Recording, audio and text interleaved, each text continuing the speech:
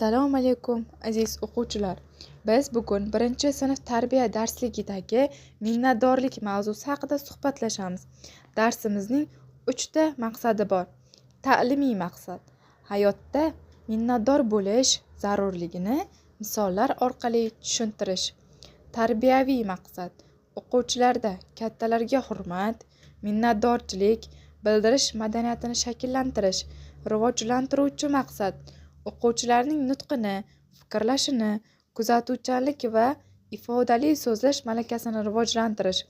Darsimizning jihozlari: rasmlar, kartochkalar, minnatdorlik daraxti va rangli qog'ozlar. Darsimizning borishi: tashkiliy qism, salomlashish, davomatni aniqlash, o'quvchilarning darsga tayyorgarligini tekshirish, o'tilgan mavzuni takrorlash. Savollar yordamida takrorlab olamiz. Minnatdorlik nima? Kimlardan minnatdor bo'lishimiz kerak? Minnatdorchilikni qanday so'zlar bilan bildirsak bo'ladi? Kabi savollar bilan o'tilgan mavzuni takrorlab olamiz.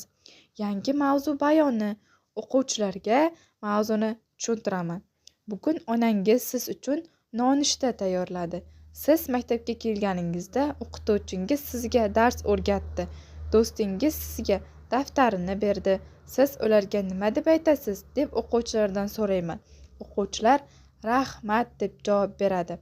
Minnatdorlik bu bizga yaxshilik qilganlarga rahmat aytish, hurmat bildirishdir.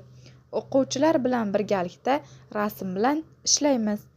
O'quvchilar rasmlardan kimga minnatdorchilik bildirish kerakligini aytadi va har bir rasmga rahmat onajon, rahmat ustoz kabi so'zlarni yozishlari kerak bo'ladi.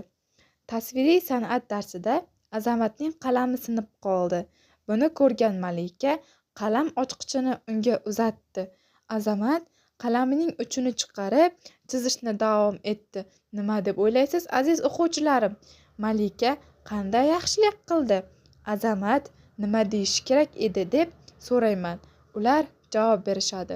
Sizga yordam bergan odamga minnatdorlik bildiring.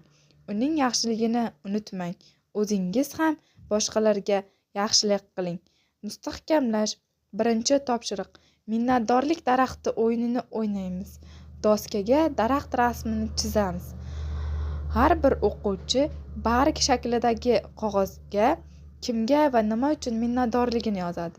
Masalan, onajonimga mehrlari uchun, o'qituvchimga saboqlari uchun, do'stimga yordam bergani uchun deb yozadi.